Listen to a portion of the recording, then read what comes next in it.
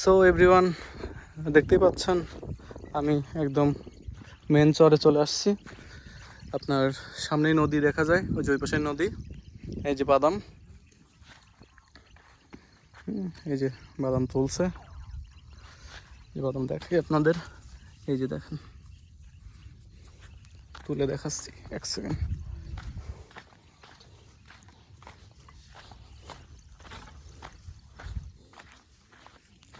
এটা কি টান দিয়ে তুলবে? এটা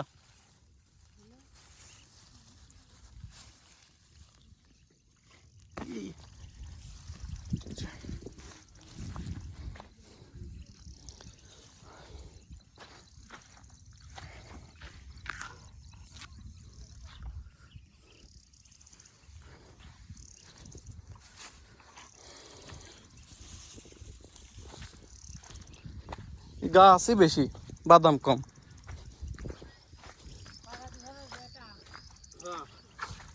যে যাই হোক, আপনারা দেখতে পাচ্ছেন বাদাম গাছের সাথে এই বাদামগুলোও নানাদেরই।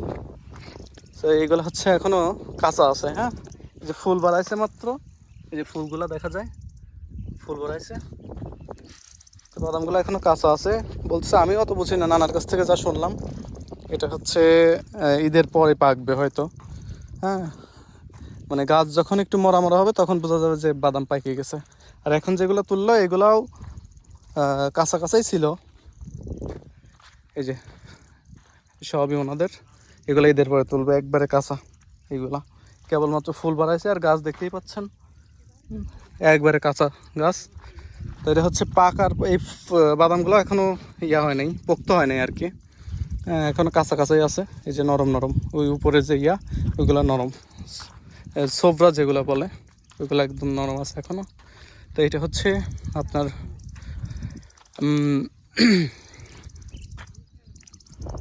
পাকতে পাকতে ঈদ পার হয়ে যাবে, ঈদের পরে হয়তো তুলতে পারবে।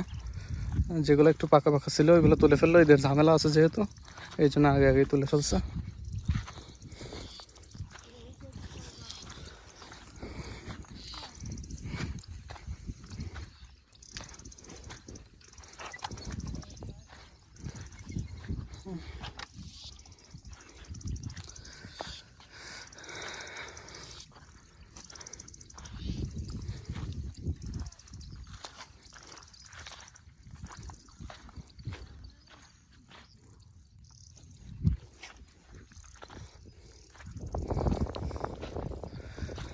এখন আমি হচ্ছে ওইখান থেকেই ভয় পেয়ে গেছিলাম, আসলে আসতেই চাচ্ছিলাম না, কিন্তু ভাবলাম যে যাই, যে একটা ভিডিও করে আপনাদেরও দেখানো যাবে, আমারও ঘোরা হয়ে যাবে, যেহেতু ঘোড়ার গাড়িতে কোনো দিন উঠি নাই, এই জন্য আসলে মূলত আসা। এখন আমার যাওয়া খুবই কষ্ট হবে আর কি। দেখি, ধন্যবাদ সবাইকে থাকার জন্য।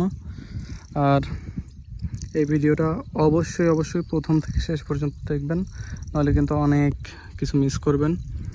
যেটা ওখান থেকে আসা, এখান থেকে ওই আপনার বাদ থেকে এখান পর্যন্ত আসা সমস্ত ভিডিও একবার পায় সুন্দর মতন পুরো ভিডিওতে দেওয়া আছে, আপনারা অবশ্যই দেখবেন, তাহলে অবশ্যই মজা পাবেন। মজা না পেলে পরে টাকা ফেরত, এমবি ফেরত যান।